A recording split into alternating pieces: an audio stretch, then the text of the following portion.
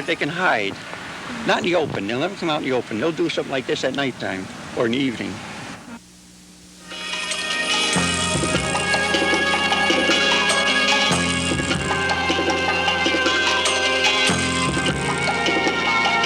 I think everybody's trollmakers because they dress like this. It's just a style that Mexicans do.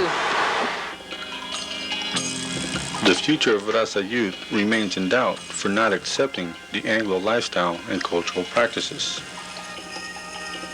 As we defy assimilation, we look to our future and question those who assassinate our character with racist reports to control our lives, as newly elected officials carry on their reports of ignorance. A statewide effort was launched to eliminate Chicano graffiti in the barrios in hopes of wiping out the so-called Chicano gangs, and the war was on. Myers, who happens to be our local resident expert in graffiti, and will tell you a little bit about how graffiti gets started, the history of it, and some programs that have been successful in combating it, and then we'll come back and talk a little more about what Hayward hopes to do, what the City Council hopes to do in combating it here in Hayward. Officer Myers. Okay, I'll be talking about, to begin with, I'll be talking about street gangs and its association with graffiti. One of the things that has to start before you get graffiti is you have to have somebody writing it. And the people that are writing most of the graffiti in the city of Hayward and throughout California are basically Chicano youth and Chicano youth gangs. Controversy in Hayward now that we've been looking into about graffiti. All right, there's been a lot of things going on about that. What do you think about them knocking off the graffiti from our hometown? You know, it's pretty messed up, you know, but they're doing it, but, you know, we'll get right back on. Somebody determined that graffiti was a major problem here in Hayward? Well, because it's destroying the real estate, the beauty of the city. Okay. You couldn't even say, I mean, I don't see how you can stand it. Do you look at Hunt's Cannery today, how beautiful it is? You know, myself, man, I put my placards up there because, you know, I like to let gente know who I am, you know, and where my body was at, you know, where I'm from. And I don't think it's none of the Gawacho's business, man, to take my name down, man, because it's not right, you know. I don't go down taking down their fucking KKK signs and the swastikas and shit like that, man. So I don't see why they should go around taking down my placazo and shit, man, you know what I mean? Or anybody else's placazo, especially from Hayward, man, because that's a bunch of bullshit, man. That's how I feel about it, you know what I mean? All right, thank you.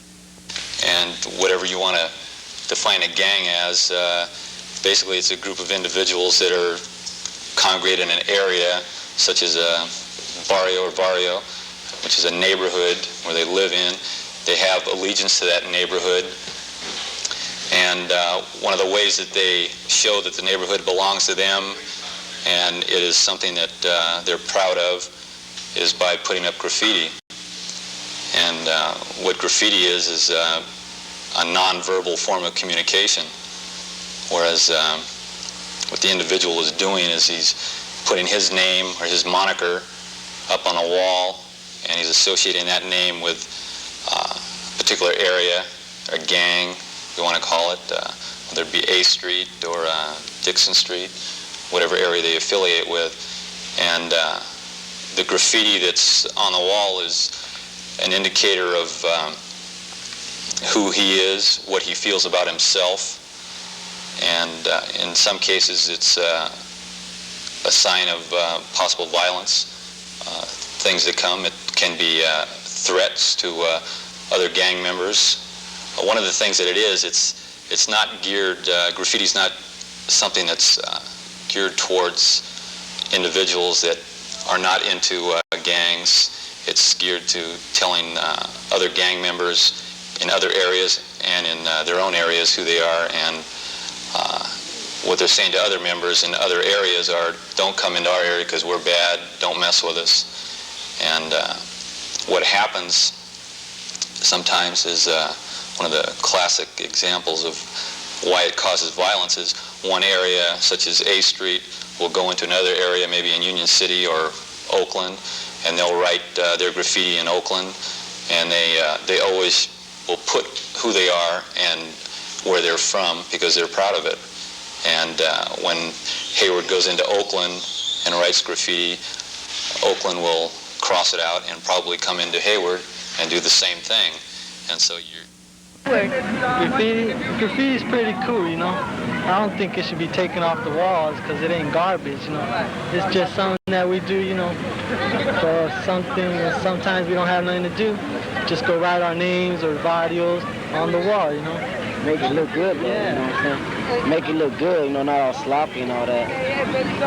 What do you feel about it? You think it should stay there or people should take it off or what? No, if it looks good, they should keep it on there, you know. But if they don't know how to write, they shouldn't be writing on the walls.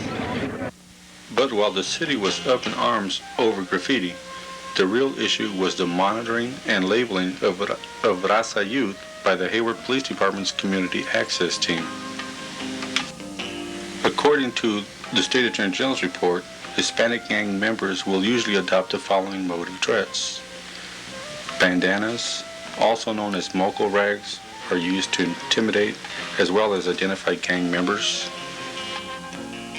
Recently, gang members have favored the baseball cap with the bill turned up. Gang members will write their name, nickname, and gangs to identify themselves and also intimidate others.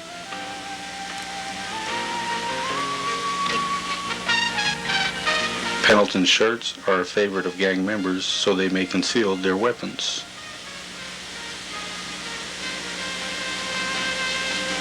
Khaki pants, usually a size or two too large.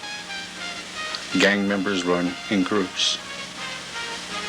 Gang members also highly polish their shoes. When a gang member goes out, he normally wears a zoot suit, the proper attire for an evening of gang fighting. Tattoos are very common,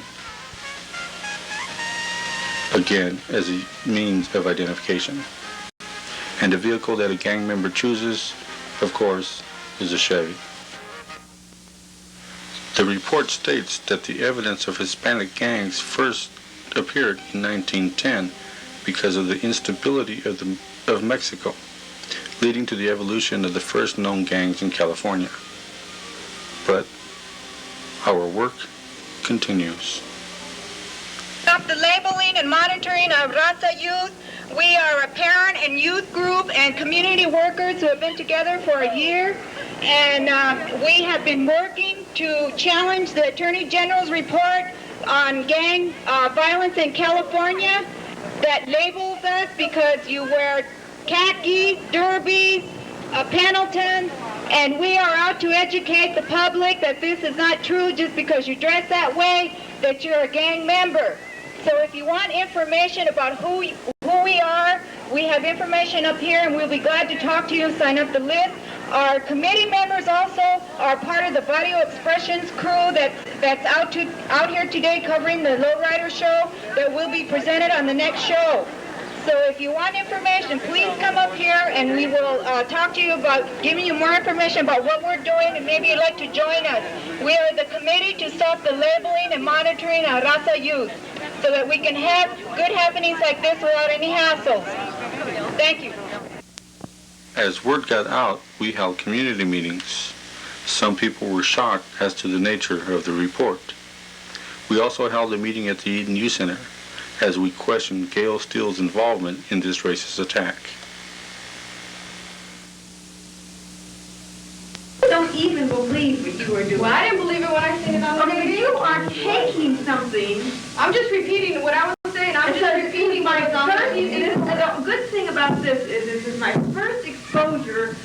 I see developers and I see, sort of the white upper middle class manipulate the truth. I see that every day. But I have never, I hear this, but I've never watched somebody take a group of kids and take something and twist it around in terms of a negative beyond. I think whenever you make a stereotype and a comment and a fact that 85% of us are criminals, that's very negative. That's twisting the truth, and you are buying. I think what your embarrassment is that you're heading this committee and they're using you. You don't even know it. No.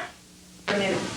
Would you tell me who is doing the graffiti then, and why he's doing it? You can say that's not the point. You say he's lying, but you tell me that is not the point. The point, Gail, is that information is coming out by the State Attorney General's office, is being passed out throughout. Why keep it in Hayward right now? What's people that I'm involved with? Because community access teams, the people that you are involved with, are operating under this manual. They gave the whole thought for an anti-graffiti campaign.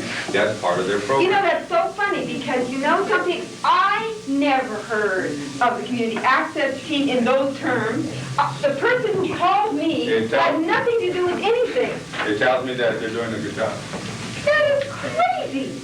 That is totally crazy. This report was paid by our money. But when I got involved in the anti-graffiti campaign, I never heard of any of this stuff. The report is paid through. Wanting it all. The report is paid through our tax dollars to label us as criminals. That is very, very crazy. I agree with you. While Gail still denies any wrongdoing, her Hispanic political support terminated Irma Rosas and Juan Espinosa.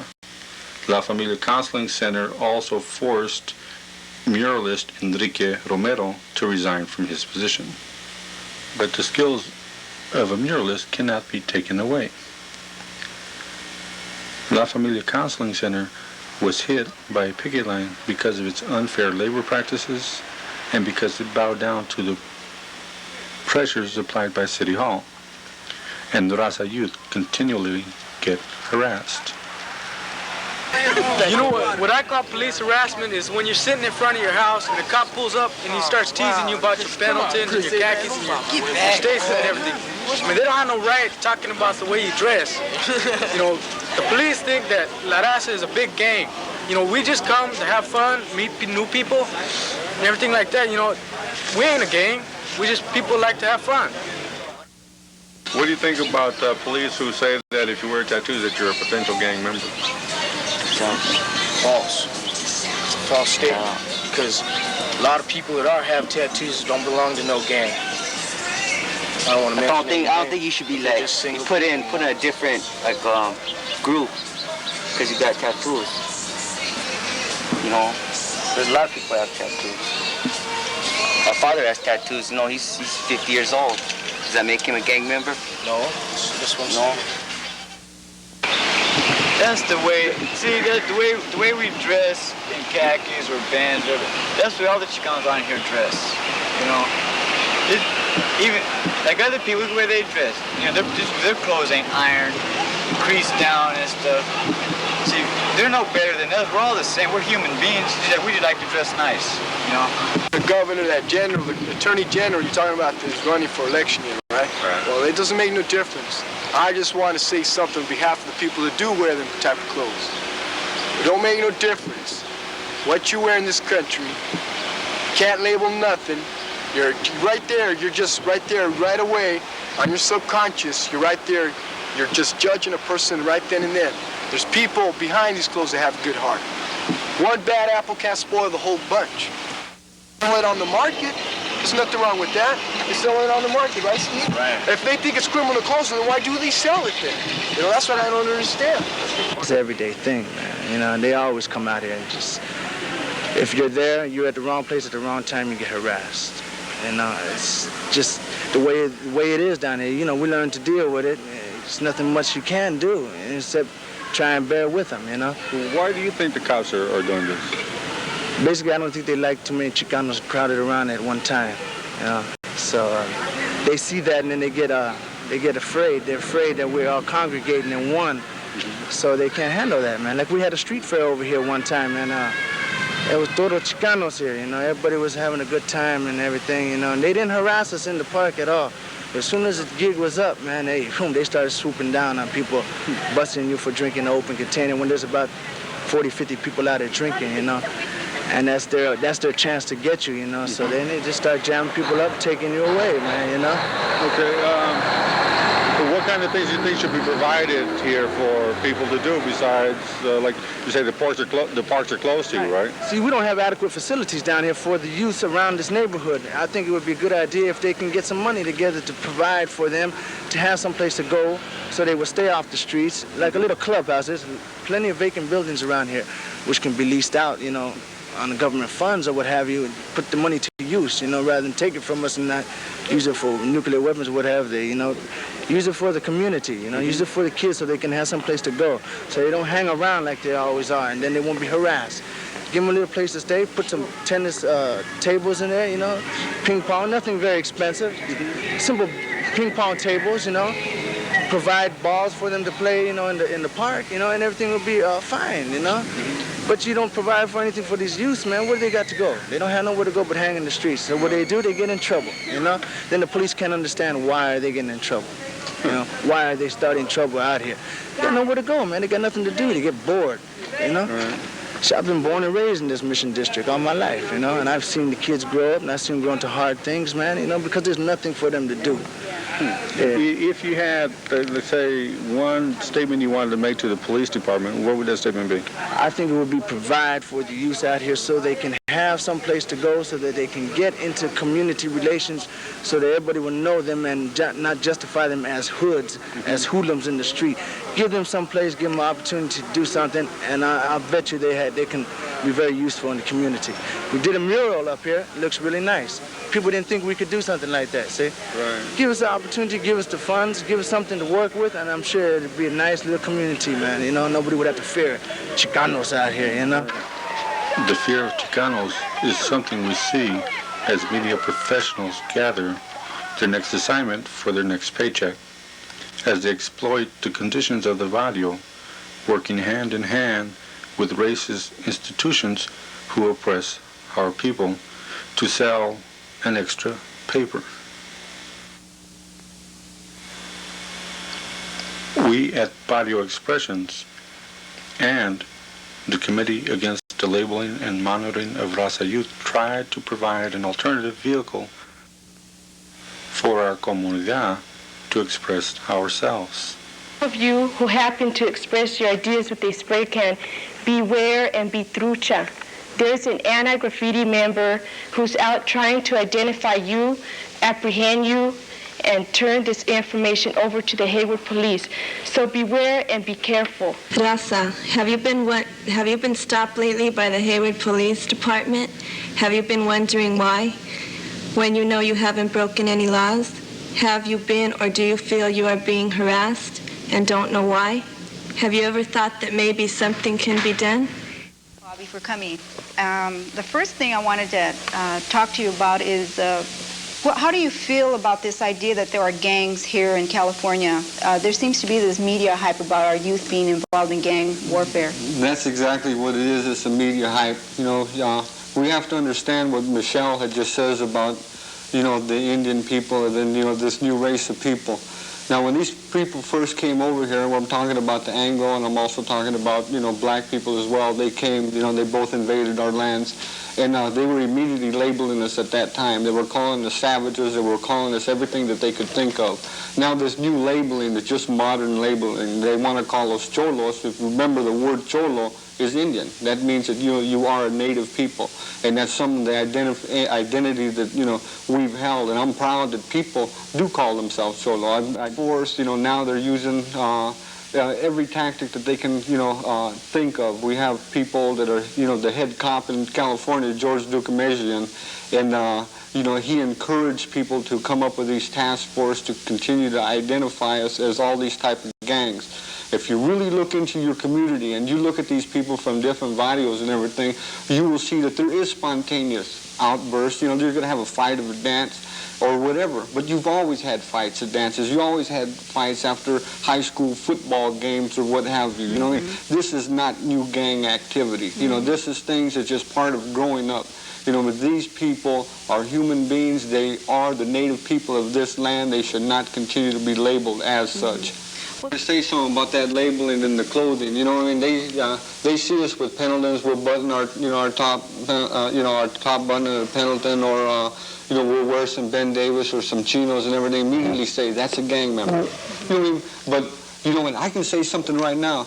Every time you see a white boy wearing cowboy boots, did you know that that's a future Ku Klux Klan member? That man is a potential Ku Klux Klan member. And I know that it is stupid to say that because it is stupid. That is just as stupid as them immediately labeling us as being a gang member. We have our own identity. We have our own style. They have theirs. They don't have to impose their styles, their ways, their culture on us. We will retain our culture,